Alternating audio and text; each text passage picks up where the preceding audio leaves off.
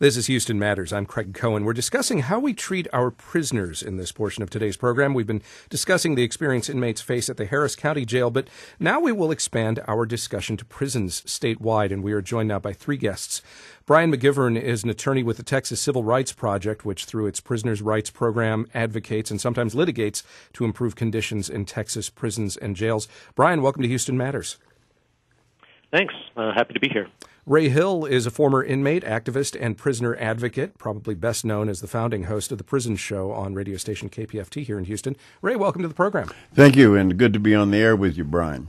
And Everett Penn is a criminologist and director of the Teen and Police Service Academy, or TAPS program at the University of Houston Clear Lake. Everett Penn, welcome to the program. Glad to be on. Thank you. And we welcome your questions and comments for our guests at 713-440-8870 or email us at talk@houstonmatters.org. Brian McGivern, let me start with you. How many people are in Texas prisons today? I believe the number is around 152,000 today. And how does that compare to other states? It's among the highest. In per capita terms, we've been vying with Louisiana, and I think they've edged ahead of us, which makes us number 2 in per capita terms. And in absolute terms, we are second only to California. And how would you describe the conditions in which those prisoners serve their time here in Texas? Well, they're very, very poor, in point of fact. I could go on at great length about it. I mean, the greatest evils in the prison system today are largely the result of gross underfunding of the legal system. The correctional system. And so you see basic inadequacies in terms of health care, obviously, within the system. And there's some diversity depending on where you are, but overall it's grossly underfunded and very poor. Accommodation of disabilities is very poor. The overall staff of correctional officers is affected by the fact that the salary is very poor. So they have thousands of unfilled positions and a high rate of turnover in the positions they can fill, which has immediate effects on security and really everything. How would you compare all of that to where we were, say, 30, 40 years ago?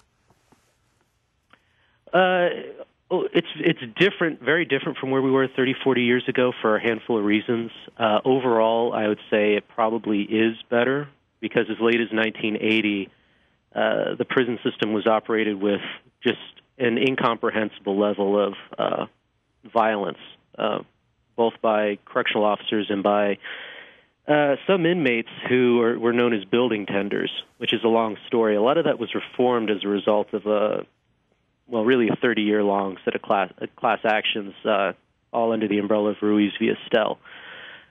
It's as a result of that we expanded from about 20 units to, partially as a result, over 100. And so, I mean, at the time, they faced similar problems with poor health care. Today, logistically, the cause is a little bit different. Overall, I'd say it's a bit better, but it was largely the result of federal civil rights litigation. You mentioned building tenders. Just for those who are not familiar with this period of Texas history in our correctional centers, what were building tenders and what led to that circumstance? I believe the etymology of the term is the idea that these were building tenders, someone who would tend a building, basically an inmate that had a level of supervisory responsibility given to him. I think they actually carried the keys to the cells. But, I mean, what happened in point of fact is that the units were grossly understaffed, and so most of the duties that you would expect correctional officers to perform were delegated to this cast of inmates, building tenders. And it resulted in an unbelievable amount of exploitation and violence in which, a lot of these folks kind of became petty warlords within the prison, with guards just kind of manning the walls. Ray Hill, do you agree with that characterization of Texas prisons then and now? Actually, the building tender era is the era where I went to prison. I went to prison in 1970. I got out in 1975 on a 160-year sentence. And Texas prisons were inmate guards. The interesting thing to begin this conversation is the prison conditions effects on recidivism and other things. The worse we make prisons, the more harsh, the more difficult it is for prisons to survive, the higher the recidivism rate. Texas and Louisiana have among the highest recidivism rates in the country. It's because once you have gone to prison, you will adapt to that society or you will not survive. And that is an aberrant society to which you're adapting. And once you adapt to that society, you're ill-prepared to readapt to this one. So the prison kind of becomes your mother. And once you get out, you have confused freedom with several things. If you're there for drugs, you have come to the conclusion that freedom means access to drugs. If you're there for stealing cars, you mean freedom means access to other people's cars. And so when you get out, you fall back in the same pattern of behavior. And you have been conditioned. You're no longer, once you go to prison, you're not afraid of prison because once you're there, prison historically grew out of banishment. And the example I use frequently is Abraham. Abraham banished Ishmael and his mother, interestingly, for something he did wrong, which is another metaphor to ponder. But after a couple of weeks in the wilderness, Ishmael and his mother did well because you adapt to survive that. And the same thing happens when we send people to prison. They adapt to that society, and then they are damaged for life. PTSD is not an uncommon situation. How did I survive it? Well, I just wrapped myself in some Margaret Mead theory of social anthropology and studied the pecking order. Like it was an academic exercise. Let me bring Everett Penn in. You've been nodding a lot as you've been listening to Ray. Listening to Ray is almost textbook there. You know, what you're talking about is an environment that creates what it creates, that you have folks going in ill-prepared, less skills, not successful in the society, and then you multiply it by allowing prison to be a training ground for one to become better at its trade, his or her trade. Add to it that we have numbers that tell us that the inmate has an 8th grade education, an average age of 37.8, and I'm sure we're going to get into the figures talking about minorities and the population by race. But once you see all of that put together, you really learn that it is a stacked deck against one when they're coming out, and therefore you have recidivism rates of 67% within 3 years. This is Houston Matters. I'm Craig Cohen. We're talking about Texas state prisons with criminologist Everett Penn from the University of Houston Clear Lake, former inmate activist and prisoner advocate Ray Hill, and Brian McGivern with the Texas Civil Rights Project. We welcome your questions and comments for our guests at 713-440-8870 or talk@houstonmatters.org. Let me come right back at you, Everett, with that question about minority populations and why it seems that various minorities tend to have higher percentages of populations in prisons. Well, looking at the Texas numbers, about 35% is African American, 31% is Hispanic, and 32% is white. I think you have to go back, as your first guest in this segment pointed out, the 1980s time frame is a time frame that provides some focus for us.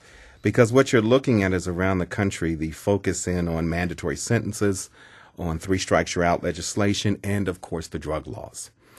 Once you understand that this time period brought enormous growth to the prison system starting from the 1980s, then you're able to understand what type of person is inside of a correctional institution.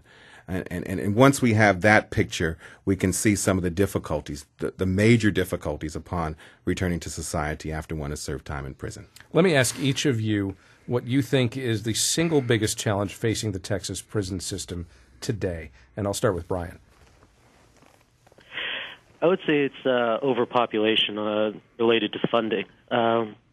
In Texas, I mean, the prison population has increased by 900% since 1970, even though the state population has only doubled.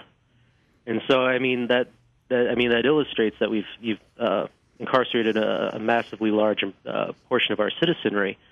And I mean, the per capita spending on each inmate is very small. It's $18,000, and fundamentally, I mean, unless something intercedes in the legislature, the basic political dysfunction, which has resulted in an overcrowding or overpopulation, is not going to change. And unless the legislature changes substantially, I don't think that they're ever going to want to fund it at a rate that permits constitutional levels of incarceration. Ray Hill, biggest challenge. Well, I agree. It's a numbers game, and I agree with Brian on that regard. But let me tell you, I take a different take on it. I get the privilege of being in radio all these years of interviewing executive directors of Texas Department of Criminal Justice. And there's one question I always ask them: how many of the people have you got in your custody that you think you need to keep? And the answer is always the same, about 20%. I need to, in the interest of public safety, I need to lock up about 20% of my population until they change or something happens that makes them safe to let out. Now, the director of prison don't get to choose who he's got there. Somebody else sends them there, and he don't get to decide how long he keeps them. Somebody else says turn them loose. And so he or she, and there have been both in this department, think that if their experience, their empirical experiences, they've only got 20%, what the hell are the other 80% of the people doing there? If the other 80% could be safely, a thief doesn't worry about how much time he or she's going to do because they're going to amortize what they have made stealing over that period of time, and that's just going to affect their gross annual income. But if you tell a thief you're going to have to pay this back, then they go into shock. I mean, I went to prison for commercial burglaries, high numbers. I stole stuff, gave people know about antiques, art, jewel, and electronics, made a lot of money. I wasn't worried about the 160 years because I knew that I could work with a pencil to cut that down. What I was afraid of is that somebody's going to ask me for the money back. And so since they gave me so much time, they didn't mention the restitution, so I got to keep all the money. So it's a game you play the odds on from the inmate perspective. And we do not get the same people out of prison that we sent to prison. This gets to the question of recidivism and the question of whether or not the way you're treated in prison, the experience and the atmosphere there, the society there, can cause someone who goes in maybe not being a likely lifelong criminal, but they come out as one. You lock up too many people for too little reason, for too long a time. It doesn't work, and we can't afford it. That's the thumbnail. We're active in a group called End Mass Incarceration Movement right now. And Houston's got a chapter, very active, probably the best chapter in the country. But we're talking to people like we need to rewrite every state penal code to eliminate all the enhancements, to eliminate all the 3 strikes you're out stuff. That was a fad that should never have happened, and it's gone crazy. I went to prison in 1970. There was less than 20,000 people in prison. 20,000 people in all of Texas. And now there are almost 153,000. That is madness. The American Law Institute is joining us in an effort to rewrite the penal. They did that once, got the model penal code in the early 80s, and they're willing to do that again if there's a political hunger for it. Everett Penn, what's the single biggest challenge you see? Hearing the two of them made me think about that even further, but I'm going to go with reintegration. The idea that once one has served his or her time, what is the final step in getting that person back into being a member of society? When you look at the goals and the objectives for the prison system here in in Texas, you hear words such as diversion and least restrictive environment. Well, when you think of that, what does that mean for an individual? And then once that person is released from that environment, what is left? Difficult to find a job, difficult to go forward. Sometime I do volunteer work down on Fannin. And so I'm there, and there'll be an individual that will come to me, and his only ID has his name, an inmate, written across it. Yeah. How can one go forward with that? And this also raises the sort of underlying question of what is the purpose of our criminal justice system? Is it to punish or to rehabilitate or both? I think it's public safety is what folks would probably say, and many of the mission statements point that out. I think we feel as a society better when we have those people put behind those bars and those walls to allow us to enjoy. They've done something wrong. They need to be punished. But the question is, all are not going to stay in prison forever. What's going to be the outcome of those people when they return back to society? Brian, what would you say are the kinds of conditions that inmates in Texas prisons today are under that maybe are different from other states and other cities around the country? Well, I mean, I can tell you right off the bat that Texas has 4 of the 10 worst prisons in the country in terms of numbers of sexual assault.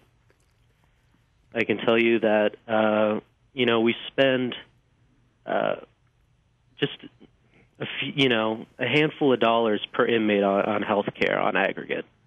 And so, I mean, you've got these issues of, having inadequate staffing, untrained staff, which can result in a very dangerous environment for an awful lot of people, compounded with the fact that, if you contract any sort of ailment, I mean, whether it's high blood pressure and the risk of stroke or whether it's pneumonia or whatever, you face the very real risk of not getting in to see a doctor for a period of weeks, or if you go to the clinic, possibly being turned away by the staff. I've had that clients with that experience. I had a client, the deceased father of a client, we actually represented the daughter, who died of an asthma attack up near Amarillo because he didn't have an inhaler in his cell. Because the doctor for that facility saw folks on average about 60 seconds every couple of weeks, and so he didn't refill his prescription. And then when he went into an asthma attack, his cellmate beat on the cell for about an hour before the guy the officer in the picket, which is the central control facility, bothered to call for help. And by then he was dead. So, I mean, it's a combination of, a lack of safety and a lack of even the minimal resources that you need to survive in there. And I just want to say on the issue of reintegration, I mean, in Texas and many other states, but Texas in particular, it goes beyond the psychological impact on the inmate, which can certainly be profound. But, I mean, in addition to that, we have a whole legal structure in Texas that interferes with a person's ability to reintegrate into society, to get a job, to get housing, to do anything like that. Everett Penn, I want to ask just a very practical question, which has to do with the fact that here in Texas and Southeast Texas, it can get very, very hot in the summer. One of the questions that people sort of wring their hands over is whether or not to air condition prisons. Should inmates be in that environment? Is that being too kind? Is that being too, or is not providing it being too mean? How do you? The answer is very simple. These people are coming back to society. How one treats an inmate is how one treats society and how one wants to be treated. So remembering that these people will come back to society allows the answer to be yes. And that suggestion, Ray, comes back to what I led off today's program by noting that one way to judge the quality of any society is to look at how it treats its prisoners. If that's true, how would you judge the quality of Houston and Texas? Well, you understand that prisons began in Philadelphia in the 1820s. What we now know of as prisons began by the Quakers. The idea was a failed idea. It didn't work. I have actually been in Eastern State Penitentiary. I performed there. I've been there as well. It's an interesting building. I performed Ray Hill, the Prison Years, inside that prison hulk. There's a museum now, and if you go to Philadelphia, you don't miss it. But Dickens is the one who put down how we treat our prisoners is who we are. And I deal with this frequently when I talk about executions. The trial and the conviction of an execution is about the person and what they did or didn't do. The execution is about us and what we do. And I think that we need to keep this in mind. We're turning out animals. And not only that, their children are learning by watching their parents in this kind of situation becoming prison acculturated. There are neighborhoods in Houston and Dallas and San Antonio and every major city where prison culture predominates around the 7-Elevens, where the rite of passage is the first sentence to go to the Ferguson unit with other youthful offenders. The system has a way to assimilate these people and accept them, put them among their peers so they can brag about their exploits and learn to get worse. We need to stop this madness. We need to help children at risk before they fall into the pattern that their parents have had. How do you do that? Well, EMI is going down to Harris County Jail on Christmas Day during visiting hours. We're taking information sheets so that families visiting their loved ones, husbands, wives, sons in prison can get networked in so we can give them support, and we're giving the children a little Christmas gift. Can you imagine visiting your mother on Christmas Day and coming out and there's nobody there to say, have a few toys or some kind of cheering effect? And Everett, this also comes back to something that you work on, and that's this Teen and Police Service Academy. How is that one way you hope ultimately to address this issue? Often called code of the streets, what you talked about, learning that there is a different way than perhaps the middle class, the average person's way of looking at life. And it's learned on the street. It's learned from these counterculture environments. So what we did was, working with the Houston Police Department, we understand that the research points that many of these at-risk teens, just about all of them, especially minority, have the greatest social distance, the greatest hate, the greatest dislike for the police officers, law enforcement. But the federal government has now focused more on disproportionate minority contact, that first initial stage in which, when the teen and the officer come together, the discretion that's used by the police officer, the choices that are made, could affect and change the life of that individual forever. So what we did was we created an 11-week academy focused on and using what we've learned from citizens police academies, where we bring together the most at-risk teens with regular Houston Police Department officers, working through an 11-week curriculum of bullying, drugs, alcohol, safe driving, where the two of them come together, get to learn from each other, hear about their different stories, hear about their backgrounds, and find that they do not have as much not in common as they thought. That issues of respect, dislike, transparency increase the more time they spend together, reducing that social distance and hopefully moving to less crime in the future. Everett Penn, Ray Hill, Brian McGivern, thank you all very much for talking with us. Thank you so much.